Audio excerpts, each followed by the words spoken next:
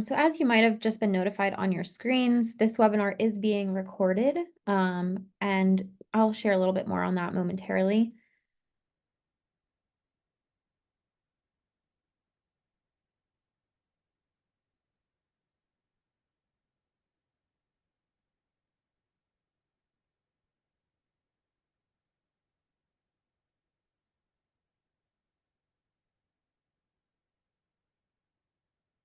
Alrighty, so we are just after 1 o'clock, so I'm going to go ahead and get started.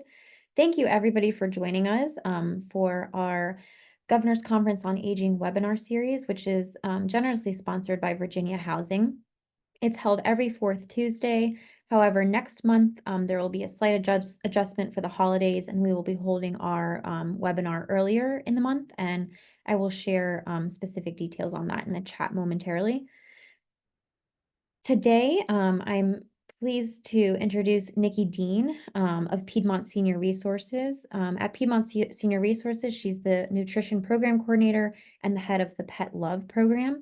And today, Nikki will be presenting about Piedmont Senior Resources Volunteer Check-in Program, which was also recognized and has won some awards. So I'll let Nikki introduce herself a little bit more, but before that, I am just going to run over some logistical items. So we really do encourage questions. Please submit your questions through the Q&A box. If you have any items in the chat, any logistical questions, or if there's any point in time where there's an opportunity for open-ended engagement, feel free to use the chat. Nikki has offered to answer questions throughout the webinar, so whenever you have a question, feel free to pop it in and we'll go ahead and answer it. But I'm sure that there will be time remaining at the end as well for a more formal Q&A, during which you can use the raise hand feature to request to be unmuted. And I'll just keep tabs on that. And if you choose that option, I would simply enable speaking abilities, and you would simply unmute yourself. If you have any logistical questions or questions specific to the Governor's Conference on Aging, feel free to direct message me using the chat feature. And keep your eyes peeled on the chat box in just a moment or two, because I'll also share the link to our YouTube page where all previously recorded webinars are posted, and this webinar will be posted in the coming days. And some tidbits about the Governor's Conference on Aging, which will be held in May of next year in Williamsburg. Things are rolling out, and we have quite a few sponsors already and opportunities to get involved with the steering committee. So I'll also share some of that information in the chat. But otherwise, I will hand it over to Nikki. Thank you so much for being with us today, everyone. Okay. Hi, everybody. I'm going to go ahead and share my screen with you.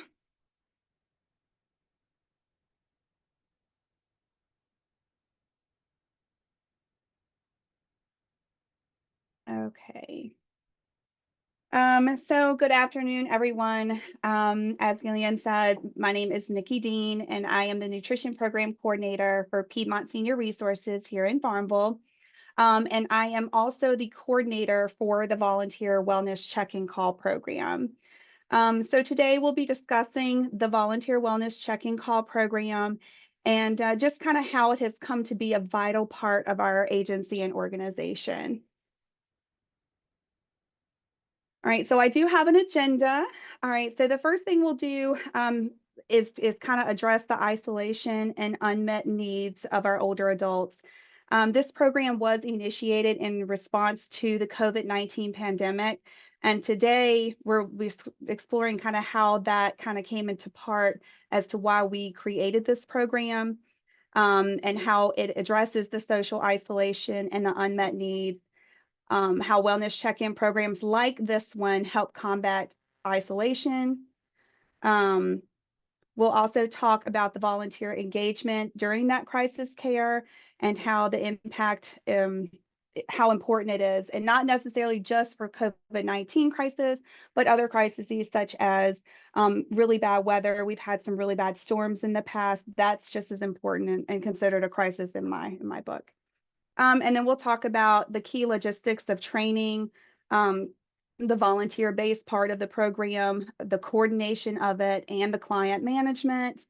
And then we'll also talk about special tools and how we've integrated certain technologies like our CallHub program, which help to improve both the efficiency and protection of our volunteers' privacy, and how it went from just a COVID-19 response program of only maybe 5 volunteers and 200 clients to a program that we continue to use here at our organization today with over 12 volunteers and 400 clients. Okay, so why the need? So the PSR volunteer program was born out of course, necessity during the COVID-19 pandemic. PSR has always prided itself in delivering more than a meal. And by making sure our drivers conduct short wellness checks during these deliveries, that's how we do this. During the pandemic, we weren't quite able to do that to our liking, in that we couldn't go into the homes like we used to. We couldn't help take the boxes in there for the older adults. We couldn't come inside to make sure that they were doing okay. We had to keep that 6-foot distance at all times. You know, a lot of times that, you know, we didn't get past that barrier of that door threshold. So we didn't know really what was going on inside the home. When the pandemic hit, we realized that many of those older adults that we served through both our home delivered meals and our Congregate Nutrition programs, which we call our friendship cafes, would suddenly be isolated, especially those who attended the friendship cafe and were used to constant socialization through our programs each week. With these restrictions on in-person gatherings, we feared that isolation and loneliness could become serious issues for our clients. And most of those were already living in rural areas and faced social isolation even before the pandemic. So we knew it was just going to get worse. So to address this, we recruited a group of volunteers, and many of these volunteers were older adults themselves. And then we started calling all of our clients monthly to check on their well-being and make sure that they were doing okay. We realized that these calls not only provided safety and emotional support, but they also allowed us to uncover unmet needs, such as the need for medical transportation or home repairs, or even basic necessities like cleaning supplies or pet food supplies, lots of which during those pandemic times were scarce. You couldn't even get them even if you could drive. So it made these older adults who were now shut in it made it much harder for them to get those items. Now, through this program, we aim to achieve 4 key objectives. That would be addressing the isolation, ensuring the safety of older adults in their home, building relationships between the clients and the volunteers, and creating that foster of trust. Because I mean, if you trust a person you're talking to, you're more likely to feel comfortable asking for things that you need versus just some random stranger calling you say, hey, do you need something? We wanted to make sure that we identified the unmet needs and made referrals to appropriate services throughout either our agency, or we would outsource to other organizations if need be. Whether it be emergency food, we would reach out to local food banks. If it was housing or something that we could not do, like roof repairs, we would, you know, reach out to other habitat places or steps or any local organizations here that we could do. And eventually sustaining the program as a long-term service that continues even beyond the pandemic. We saw the need, we wanted to do it. It was, you know, and just by having it done and seeing that greatness, we knew we didn't want to get rid of it. So we had to figure out how to keep it. So our volunteers, the key to everything. So our volunteers are the heart of this program. Without them, nothing could be possible.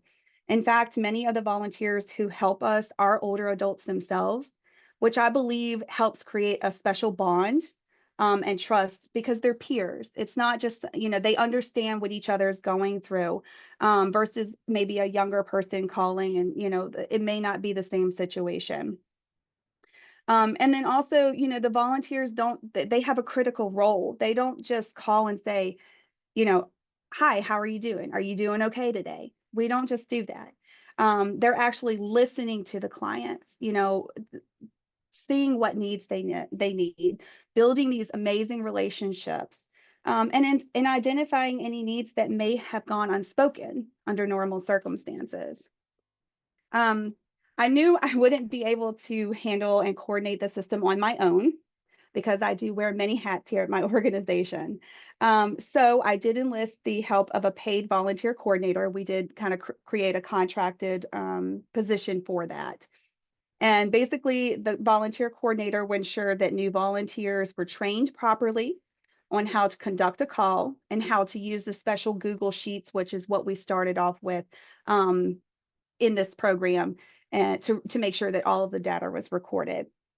And then they also helped with volunteer recruitment. I did my part, but it's always great to have another, set or group, and because they love doing it, it was very easy for them to call their friends and say, "Hey, you should do this with me. You should be a volunteer caller."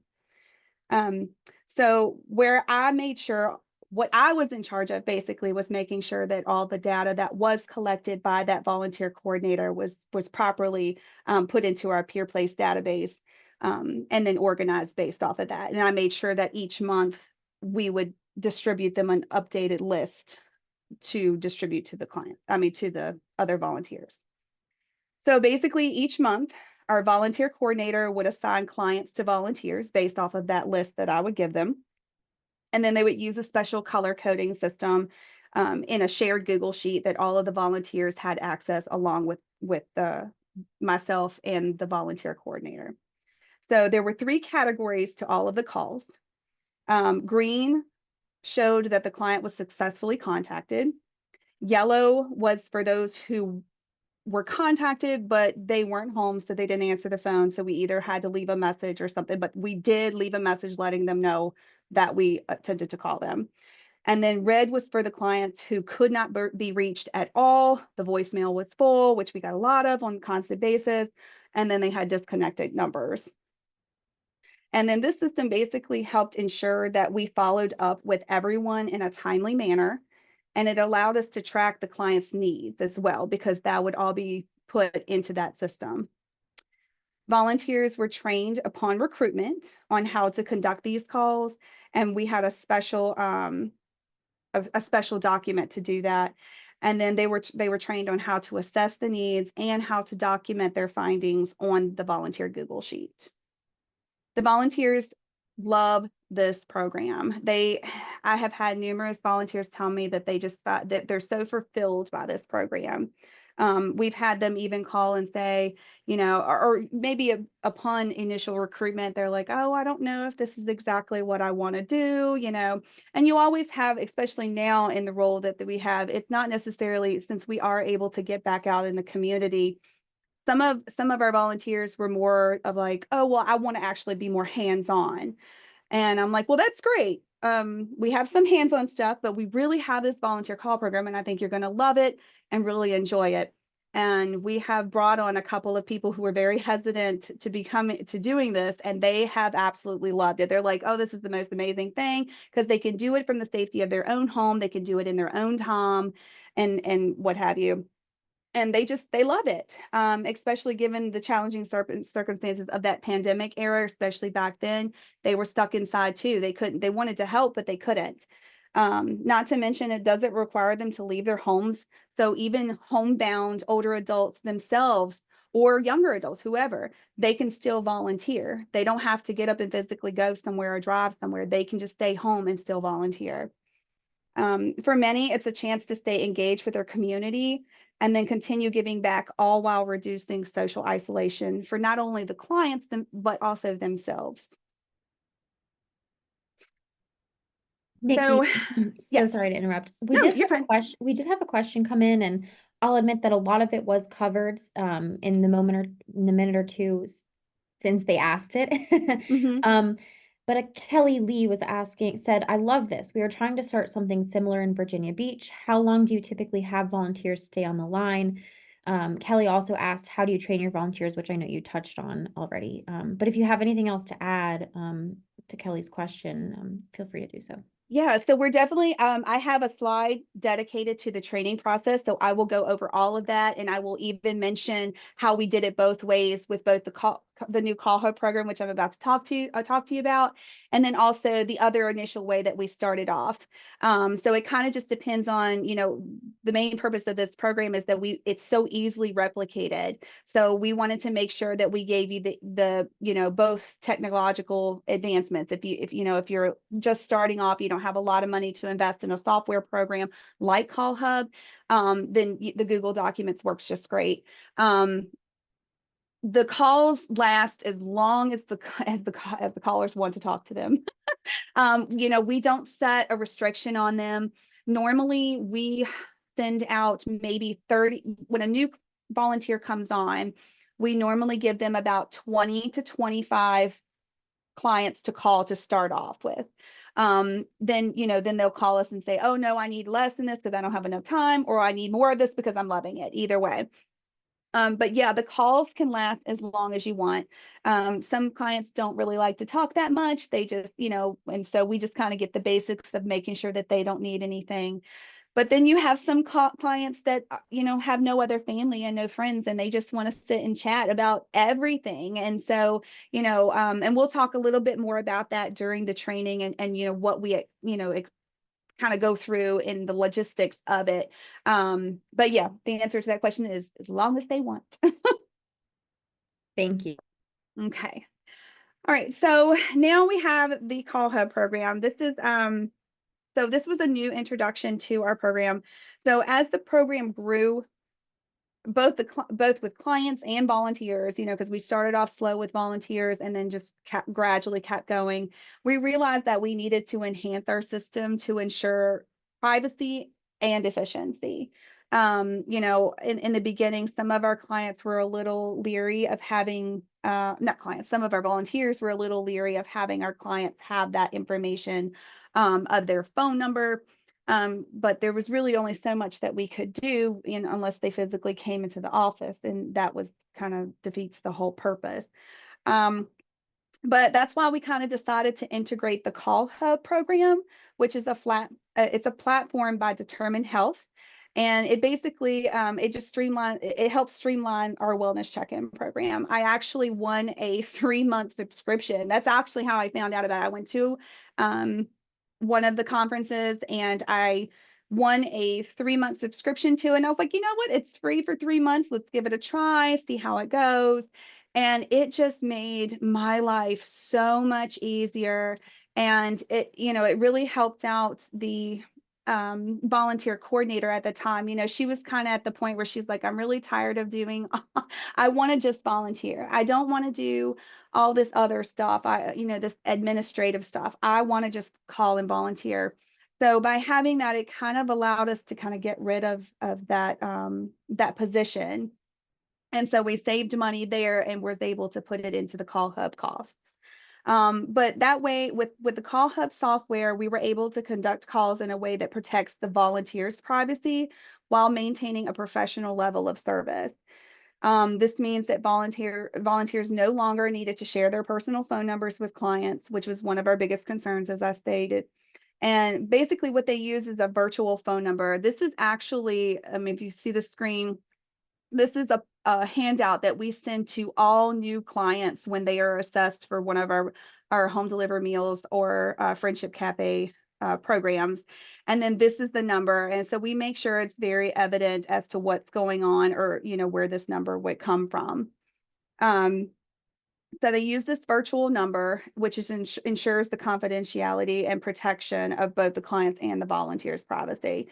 And yeah, so we do include these instructions, and then the clients, once we have them down, the clients are matched with available volunteers using a special admin dashboard that I control on my side.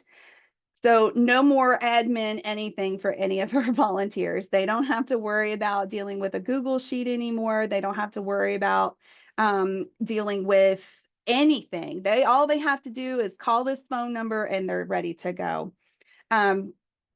So if the client for some reason misses the volunteer's phone call, they are instructed, as you can see on here, they cannot call the number back, because if you call the number back, the program thinks that you're a caller trying to make a call and it asks you for a special PIN number.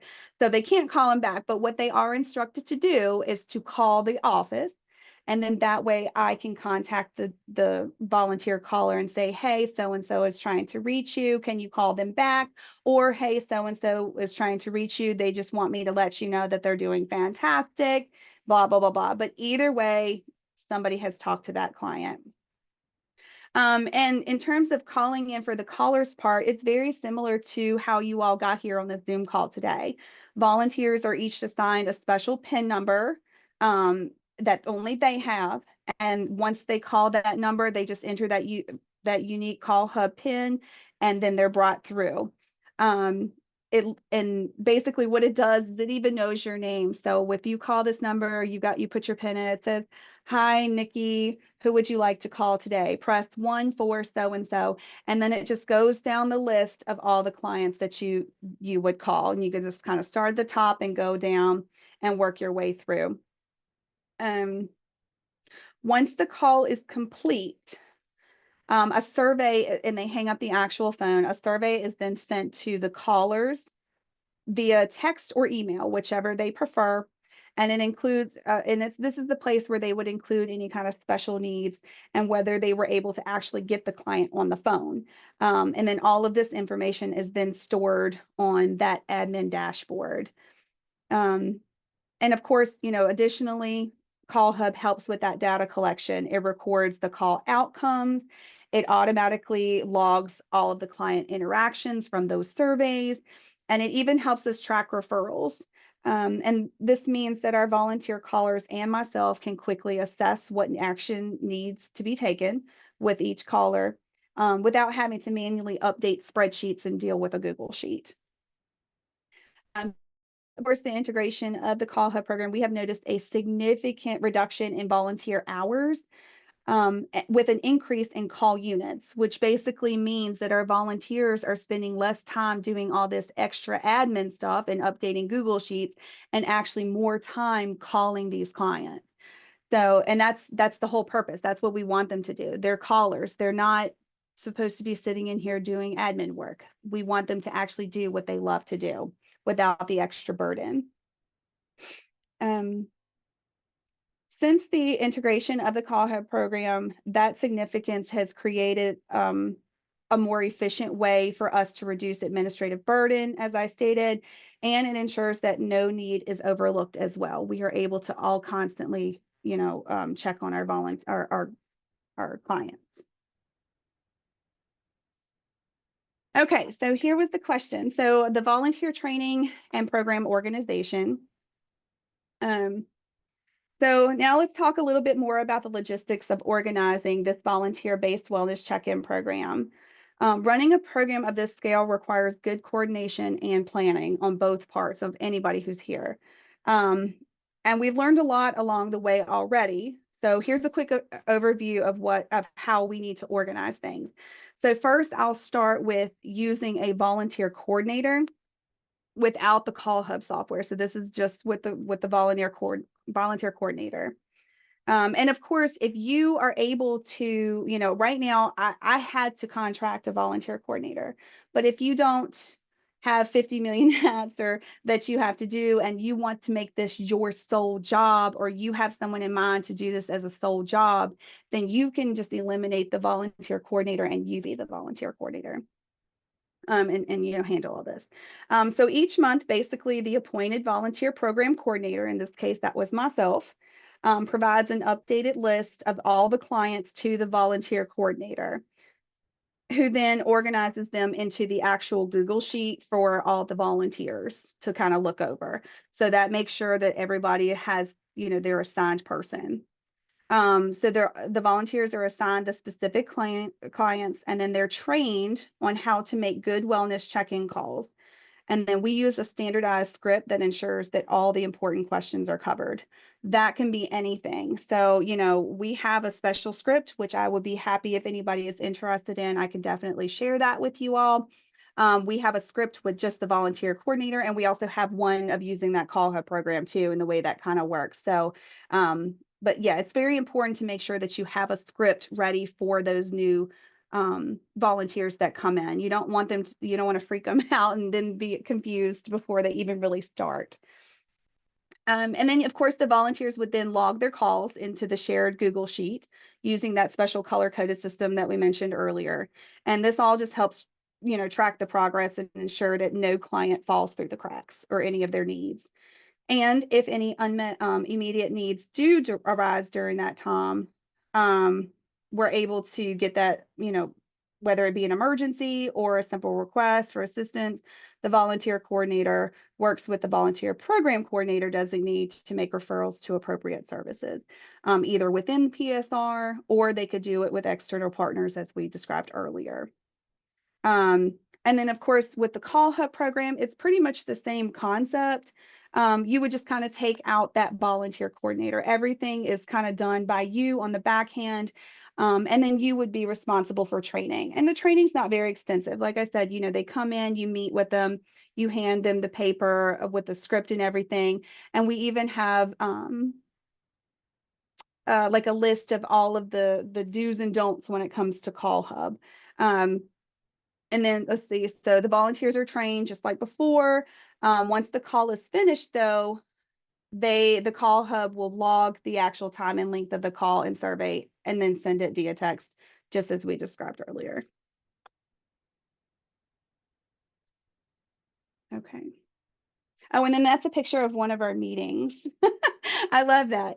And then I do want to mention too that, since we don't have a sheet that everybody stares at a constant basis, we do encourage our volunteers to have what we call volunteer journals. And that's basically just keeping up with special information like birthdays, hobbies, maybe the last conversation that you had, just kind of talking with them so that you know where to pick up when you come back, to talk to them. Because that's not really, of course, I see all that on the back end, but they don't see that. So good stuff to remember. Do you have a question, Gillian?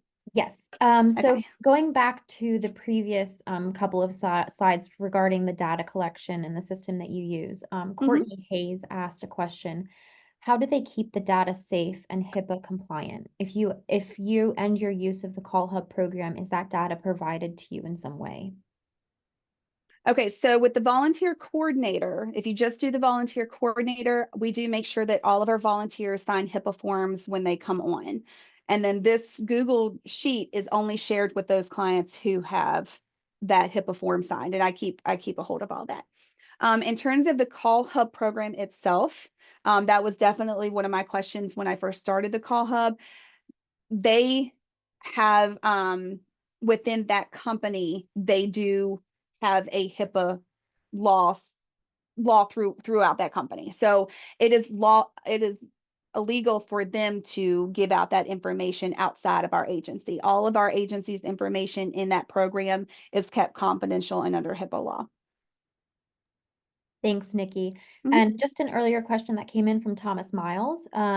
What awards have you received? And that would be I mean, obviously I know that you guys won the US Aging Award, but if you We had any did. other specific So details. far, that's the that's the only one. We did win the U.S. Aging Achievement Award in 2023, but I am looking to hopefully present more on this program. That's my main focus. May not be awards, but just doing this and educating everyone is what I really, really want to do because this is such an amazing program. It's so easy to do, and I want it across the board. I want everybody to know how to do that. So if it takes me doing 50 of these presentations everywhere, I will do it. That is my award, being able to do that. Thanks, Nikki. No other Thank questions you. for right now. Okay. So we'll go ahead to the next slide, where we are going to address a little bit how this program addresses isolation and unmet needs. Um, so one of the most powerful aspects of this program is how it addresses isolation and the unmet needs of our older adults. Regular wellness check-ins are just one more way to make sure that someone is physically okay. they're a way to check in on the person as a whole person, not just a number. Through these calls, we've uncovered a wide range of needs that go beyond just what our home delivered meals program can provide. Volunteers are able to identify things like assisted device needs that clients maybe need but can't afford, such as canes, walkers, wheelchairs, shower chairs, rollators, and even incontinence supplies. A lot of these items can be paid for using their Medicaid or Medicare, but a lot of older adults don't even know that. They aren't educated properly on what their doctors can do for them or what their insurances can do for them. And if they happen to just meet that fine line between, Medicaid and Medicare, and they just make just $1 more off that poverty scale, they could be spending a lot of money on incontinence supplies. Those things are super expensive. And, we get a lot of that stuff donated to us as an agency, and we love to give it out. So it's just one way of saying, oh, well, I didn't know that I could get that through you guys. Thank y'all so much. It just saves them money that they can use on other needs. And then we also have found needs like non-emergency medical transportations for doctor's visits. A lot of these older adults rely on their Medicaid rides. And, for a while we were having some issues with the Medicaid rides. They would, not show up. And these older adults really need to make sure that they get those health screenings and health checks. And so we do provide that non-emergency medical transportation service in-house. So that's something that we can help them with. And then we also have like home repairs or modifications that would make living conditions safer. We're constantly, we have older adults that are wheelchair bound and don't have ramps to get in and out the house. We have seen that through our NEMT programs where we went to take them to their doctor's appointments, and there was no way to really even get them down the steps to the vehicle. And then, that's where our care coordinator can come in with helping in terms of uh, wheelchair ramps and grab bars and other assisted devices in the home to make their life more comfortable living at home. And then the home repairs as well, or the modifications, the home modifications, those things are very important. And even basic necessities like cleaning supplies, pet food or other pet needs, fans, blankets, and more during like extreme weather. Especially during the COVID pandemic, you could not find pet food. You could not find toilet paper. You could not find cleaning supplies. And, just like everybody else, these older adults need those items too. And so a lot of times we would call them and they're like, well, do you guys have some toilet paper or do you have some bleach? I need to clean. And so we actually started making care packages because of that, because it was such a huge need amongst our older adults. And we never would have known that if these volunteers weren't calling on a constant basis to check in them. And I mean, you got to trust somebody if you're talking to them on the phone and they say, hey, do you guys have some cleaning supplies over there I can have? So, it just goes to show how really personable these relationships were between our clients and our volunteers. And if you can see up here, actually, these are pictures of some of our clients and volunteers. So on your screen to the left, that is one of our volunteers and one of our clients. She has been looking, she really needed a rollator. So we were able to get her a rollator. And then the other lady at the bottom, we happened to call her, one of the volunteers called her and she mentioned on there that because she does receive our home delivered meals, and she mentioned that her microwave had broke and that she had been putting her meals in the oven, which they are oven safe, but it takes twice as long versus 30 minutes versus 5 minutes, and it's a lot of energy coming through. And I think it was obviously during the warmer season, so it was probably heating her house a little crazy. So we were able to use some emergency funding and some different stuff to purchase to a brand new microwave. It's something so simple and so small to us. Oh yeah, we can do that. Was a huge difference to her. We actually had Yeah. another question come in Okay. from Kelly Lee. Kelly asks, do you call an emergency contact if you're not able to reach the client? Do you send out police to do welfare checks if you can't reach them? So if they can't, if they are unable to reach the client, like for multiple times, a lot of times the volunteers will send me notification of this. And it could be not even an emergency situation. It could be a thing where they just, and we see this a lot, older adults, they change their phone number and we are the last on their list that they are caring about to make sure they have their new number. So, that's where we kind of take it on our end. We'll call like the emergency contacts on our side. And then if we don't have any and we notice that they're getting a delivery soon, we'll have the driver maybe, kind of say, hey, can you get the new phone number for this client? Or, we have had some situations where they've said, we can't get this person, and then we've tried to get the person and we couldn't get the person. And yes, we contact the local sheriff's department, and they are more than happy most of the time to go out and do a wellness check. But that's if they don't have any other kind of contacts there, then we do try to do that. Thanks, Nikki. Mhm. But yeah, so in regards to this addressing of isolation and unmet needs, the volunteers have been invaluable. They are often the first to notice when something's not right, and their follow-up has led to significant improvements in the lives of our clients. We also have another one where one of our volunteers identified a client in urgent need of medical equipment. She needed a wheelchair. So we happened to have one in our warehouse, and we were able to loan her a wheelchair until her insurance came through and she got one. Or, when, of course, the incontinence supplies are just outrageous and we're able to help them. This is just where our program has truly gone beyond just delivering a meal. And we're able to dive deeper into the needs of our clients and make referrals that can improve not only their quality of life, but their independence. And that's what, especially us as a AAA, are trying to do. Okay, so now a little bit more on the sustainability and our future goals of this program. So as I stated, when it was first launched, it was during that COVID pandemic, and we relied heavily on COVID money, CARES Act funding, ARPA funding, and so on, just to sustain it. And we kind of used that almost like a pilot program. This started in 2020. So we didn't know how it was going to go, what it was going to do, but we had that extra money. It sounded like a great idea, and like, we're going to do it.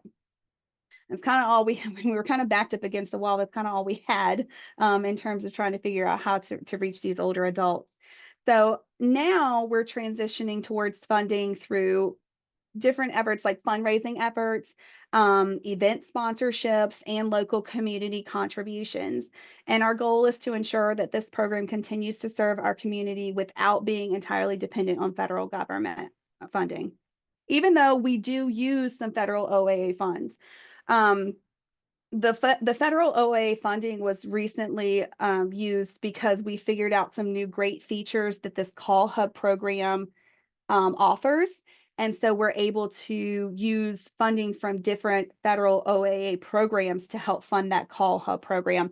And just one example would be the broadcast system. So when you put the information into the CallHub program, there is a function where you can broadcast special either text messages, emails, or an actual voice broadcast to these older adults within certain programs. And you can base it on county, you can base it on whatever you want to. It's unlimited in terms of how you want to set it.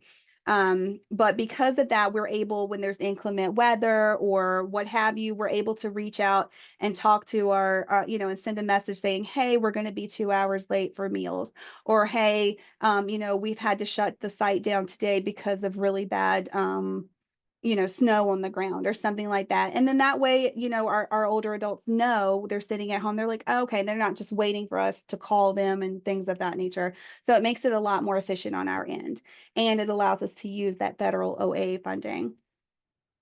But looking ahead, we do aim to continue the growth of our volunteer caller base. This is kind of one of the flyers that we use to help pull in new volunteers. We're never going to have enough volunteers. I will have everybody. I want more and more volunteers. Right now we're at 12. We did have a few drop out just due to personal reasons, but we do want to increase that that volunteer caller base.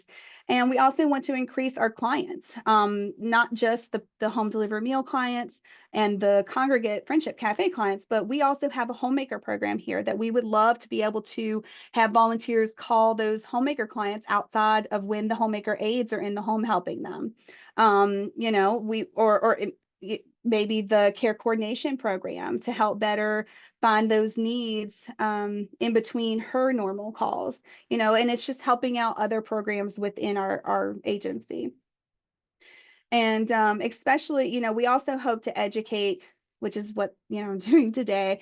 We also want to educate other organizations on this amazing program because it is so easy to replicate. And, you know, in other regions, especially rural areas where older adults are at greater risk of isolation. And we've already seen the positive outcomes here, and it's something that can work in other communities as well. And the logistics of the program are simple enough that it's replicable, but the impact of the community can be profound. Okay, so here's just, you know, just a little bit of a recap and some key takeaways of this program.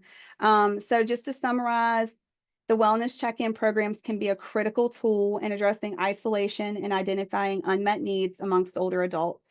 The volunteer engagement can make a huge difference in providing emotional support and practical assistance, especially during a crisis, whether it be a pandemic, God hope we don't ever have another one of those, or really bad weather or something, anything that they consider a crisis and they need to contact us.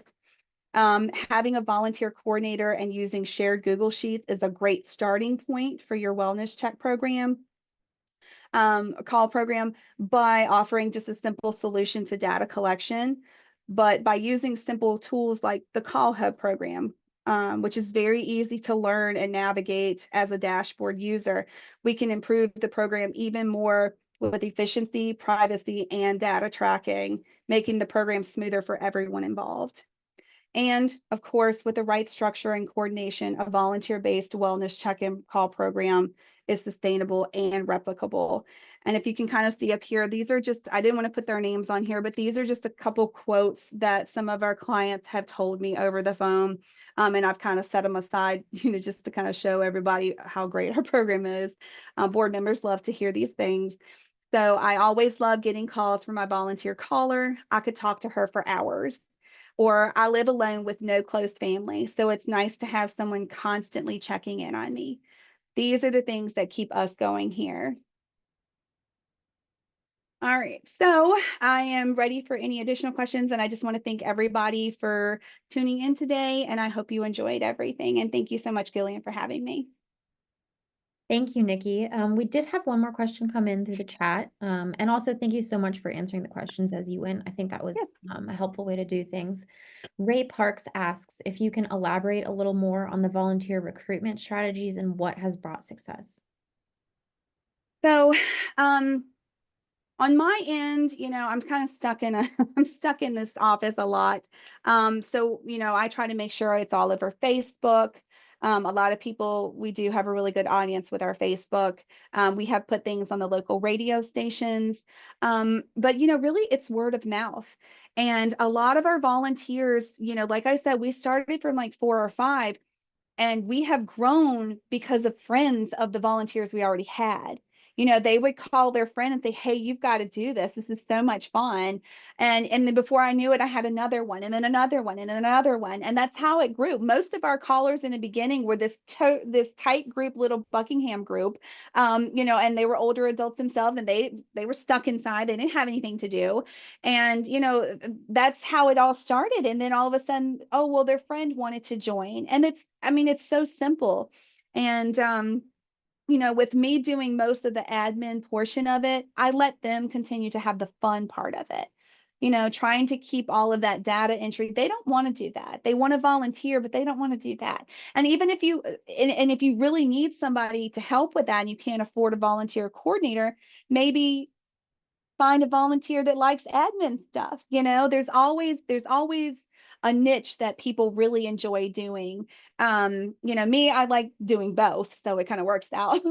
But yeah, word of mouth is definitely going to be your biggest factor in finding new volunteers. Thank you, Nikki. Very true across all sorts of different volunteering Yeah.